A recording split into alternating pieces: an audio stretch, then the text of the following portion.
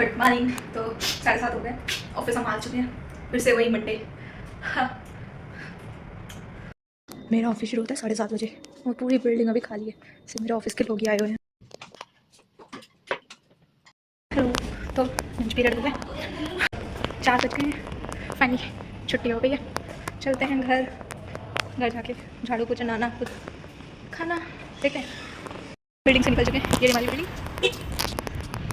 यहाँ पे इस बिजनेस आज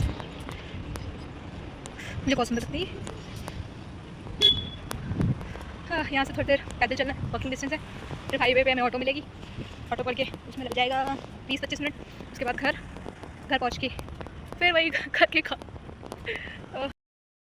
यार मुझे लगता है मैं स्ट्रगल करने के लिए कुछ ज़्यादा छोटी नहीं हूँ। मतलब पहले जॉब करूँ, फिर घर के काम करूँ, फिर अपने छोटे छोटे सिबलिंग्स की शिकायतें सुनूँ मम्मी से। तो बज गए 6, 4 बजे में छुट्टी होती है एंड 4:45 या 4:50 तक मैं घर आ जाती हूँ। उसके बाद घर आके झाड़ू पोछा नहाना धोना कपड़े धोना हो जाता है। फिर अब खाने की तैयारी करूँ। मैं बना रही हूँ आलू और पत्ता गोभी की सब्ज़ी। जैसे नहा धो के पोछा करके अगरबत्ती लगा के लग गए हम खाना बनाने में। यही है भाई। मैं जब अपने घर पे थी तो मैं सोचती थी, जब भी घर पे लड़ाइयाँ होती थी मेरे सिबलिंग्स से मम्मी से, मैं हमेशा सोचती थी मैं घर से भागूंगी अकेले भागूंगी, इस घर से भागूंगी मैं। बट मतलब शुरू से मैं यही सोचती थी कि मैं घर से लड़ूंगी। बट जब आज मैं रह रही हूँ तो घर वालों की याद आती है, सपने में भी आ रहे हैं। तो मेरे छोटे सिबलिंग्स मेरे बच्चे जैसे हैं बहुत, मतलब बचपन से ही उनका भी मैंने भी ख्याल रखा है, तो मेरे बच्चे जैसे उनकी याद आती है मुझे।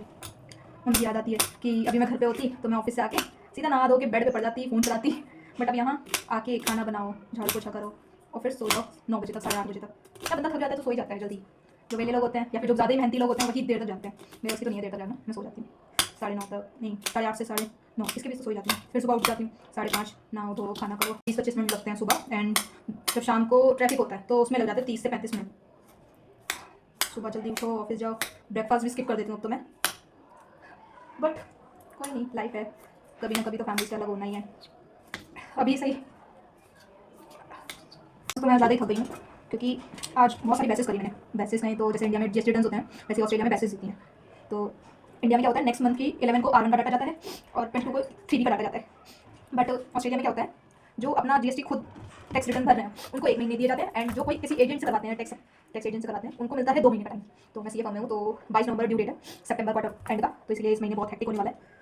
और प्याज काट के मेरे आँख में आने वाला है, इसीलिए प्याज काटने से पहले हमेशा प्याज को भिगा के रखना चाहिए, उससे आँखों में आंसू नहीं आते, उससे आँखों में लगता ही है। तो डिनर हमने कर लिया है, बाल बांध के मैं सो जाऊँगी।